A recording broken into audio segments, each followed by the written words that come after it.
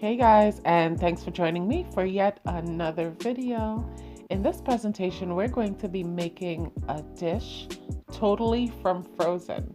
So all these items were frozen solid by the time that I went to interact with them, including my peppers, my green beans, my cabbage, and even the saltfish that you see at this time. Yeah, everything was frozen. So we're gonna be completing a great dish from frozen, and let's get into it.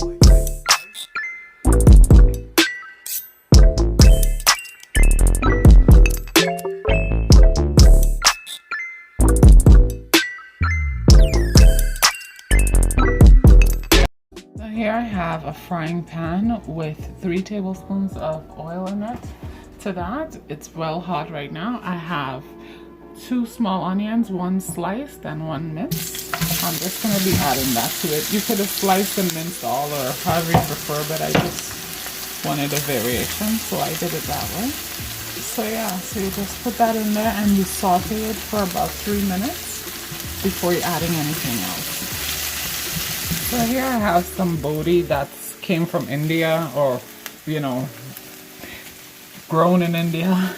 I had it frozen because I wasn't ready to use what I had left of it. So I'm going to put that directly into with the onions that have been sauteing for 3 minutes, just so I could rehydrate the green beans slash bodhi in it.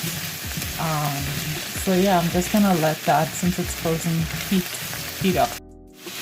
So after it's sauteing for about 2 minutes, I'm going to be adding 1 tablespoon of chicken base seasoning. I'm going to add half a teaspoon of hot sauce, and I'm going to add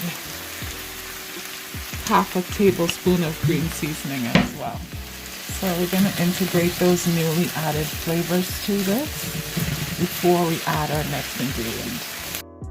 Next, we're going in with 1 cup of shredded cabbage, or in my case, I use coleslaw. So I had a mixed bag of coleslaw, and I just put 1 cup of it inside here with the beans to rehydrate. I'm also gonna let that integrate itself into those flavors for about 3 minutes before we do anything. And we're also gonna be adding a 1/4 teaspoon of minced ginger and a 1/4 teaspoon of minced garlic, and I put a 1/4 teaspoon more hot sauce on here just because I wanted it to be a little bit more hot.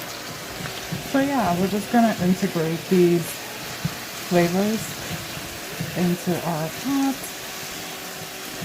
for another 3 minutes. We're gonna let this saute before we add our last. So I have a 1/4 of a yellow, red, and orange pepper. I'm just gonna be adding that to it at this point.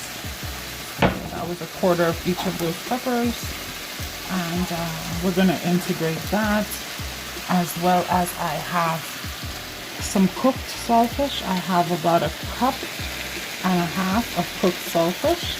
So I'm just going to be adding that to this. Yeah, so besides the fact that I just added 1.5 cups of saltfish, if you wanted this menu to remain vegan, you would not put in the saltfish, and then you would have had a totally vegetarian meal. So it would have been, it's veggie up to the point where I added the saltfish, which was at the very end, as you can see. So it's not mandatory. So yeah. But yeah, so this is pretty much done. Yeah, like I was saying, it's pretty much done at this point once everything's in the pot. But because I just added the pepper and the saltfish at the very end, I'm just gonna let this steam just gather everything down to the middle of the pot like this.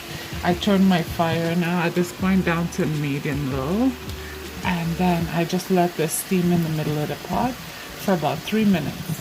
And then I'm going to be turning the stove off, and this meal will be ready to serve. So I just wanted to come back and show you the end result. I just transferred the vegetables that I just sauteed with the saltfish into a glass dish, just so you can see what it looks like. So this is a great alternative. It goes really well on bread, with rice. You can use it with dumplings. You can use it with crackers.